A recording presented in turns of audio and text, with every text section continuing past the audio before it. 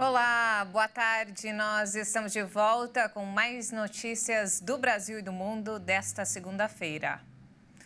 Nos primeiros 10 meses deste ano, os gastos da Previdência Social já superaram o total do ano passado. Um dos motivos foi o aumento do número de beneficiários do INSS. De janeiro a outubro deste ano, a conta entre a arrecadação e os gastos do Instituto Nacional do Seguro Social acumula gastos de 267 bilhões e meio de reais. Já no ano passado inteiro, o rombo foi de 261 bilhões e 200 milhões de reais.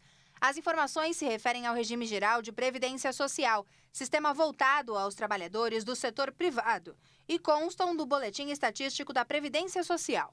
Segundo o Tesouro Nacional, a alta nos custos do INSS é explicada principalmente pela elevação de 32 bilhões e 200 milhões de reais em benefícios previdenciários, com o crescimento do número de beneficiários do sistema de dezembro de 2022 a setembro de 2023. O número de benefícios destinados a aposentadorias, pensões e demais auxílios passou de 39 milhões. Outro fator que colaborou com o aumento das despesas foi o impacto do aumento real de 1,4% do salário mínimo em 2023.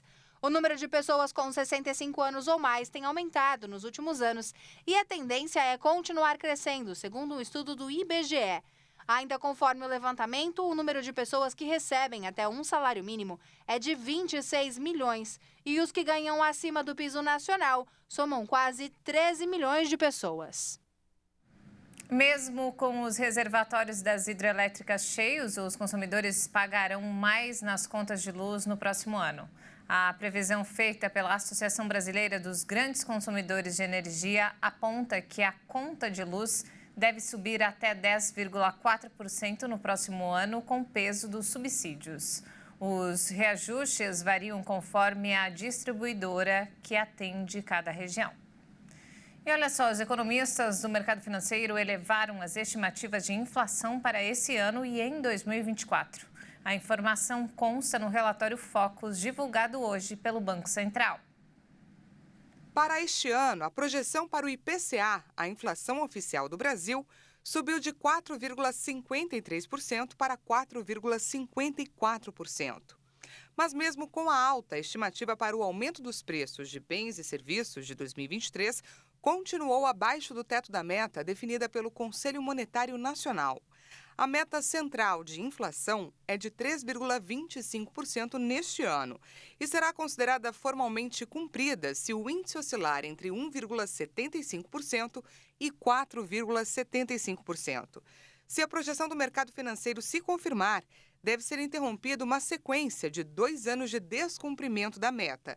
Em 2021, o IPCA somou 10,06% e em 2022 ele chegou a 5,79%. Para 2024, a estimativa para o aumento dos preços avançou de 3,91% para 3,92% na última semana. No próximo ano, a meta de inflação é de 3% e deve ser considerada cumprida se oscilar entre 1,5% e 4,5%. Sobre o percentual do Produto Interno Bruto, o PIB de 2023, o mercado financeiro manteve a projeção de crescimento em 2,84%. Já para o ano que vem, 2024, a previsão de avanço da economia permaneceu inalterada, em 1,5%. E para a taxa básica de juros da economia brasileira, os analistas mantiveram as estimativas para o final deste ano de 2024. Atualmente, a taxa Selic está em 12,25% ao ano, após 3 reduções seguidas promovidas pelo Banco Central. Para o fim de 2023, o mercado financeiro manteve a projeção para a taxa Selic em 11,75% ao ano. E para o fechamento de 2024, a projeção ficou estável em 9,25% ao ano. O presidente Lula participa hoje na Alemanha de encontro com integrantes do governo e com empresários do país europeu. Essa é a primeira visita de Lula ao país integrante do G20, que reúne as maiores economias do mundo, após o Brasil assumir a presidência do grupo. Hoje, Lula se reúne com o primeiro-ministro da Alemanha, Olaf Scholz, e com empresários alemães e brasileiros. Estão previstos acordos nas áreas de tecnologia, inovação, clima e meio ambiente. Amanhã está programado o retorno do presidente para o Brasil, a viagem que começou no dia 27 de novembro. E nos destaques internacionais, os venezuelanos aprovaram em referendo a anexação de parte do território do país vizinho, a Guiana. Cerca de 95% dos eleitores concordaram com a criação de um novo estado na região de Essequibo, uma área que está em disputa entre Venezuela e Guiana há quase 200 anos. Autoridades eleitorais da Venezuela informaram na noite de domingo que mais de 95% dos eleitores apoiaram a criação de uma província venezuelana na zona rica em petróleo que o país reivindica da vizinha Guiana. O Conselho Nacional Eleitoral reportou que mais de 10 milhões de venezuelanos, de uma população eleitoral de 20 milhões, participaram da consulta não vinculante. A Venezuela mantém uma reivindicação centenária pelo território de 160 mil quilômetros quadrados, rico em recursos naturais e administrado pela Guiana. Nós estamos resolvendo pela via constitucional, pacífica e democrática uma desapropriação imperial de 150 anos. O referendo foi composto de 5 perguntas que incluíram a rejeição à sentença de 1899 e a jurisdição da Corte Internacional de Justiça, que vai decidir sobre a soberania, além do apoio ao Acordo de Genebra de 1966. Também foi abordada a utilização do mar ainda por ser delimitada. Essas 4 perguntas receberam igualmente o apoio de mais de 95% da população. Quero assegurar aos guianenses que não há nada a temer durante as próximas horas, dias e meses. Claro, nossa vigilância vai se intensificar, mas estamos trabalhando 24 horas por dia para garantir que nossas fronteiras permaneçam intactas e que o povo e o nosso país permaneçam a salvo. A consulta não foi sobre a autodeterminação em si, já que os 125 mil habitantes do Essequibo não votaram no referendo.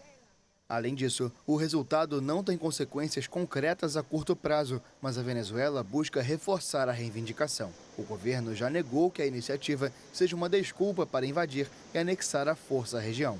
A Venezuela argumenta que o rio Essequibo é a fronteira natural, como foi em 1777, quando era a capitania geral do Império Espanhol. Equipes de resgate localizaram corpos de 11 alpinistas vítimas da erupção de um vulcão na Indonésia. Pelo menos 12 ainda estão desaparecidos. O Monte Merapi é um dos vulcões mais ativos do mundo e está desde 2011 no 3º nível mais alto de alerta. Segundo o governo, a escalada até o pico é proibida. E um grupo de cerca de 75 alpinistas começou a subir a montanha no sábado e ficou preso quando a erupção começou.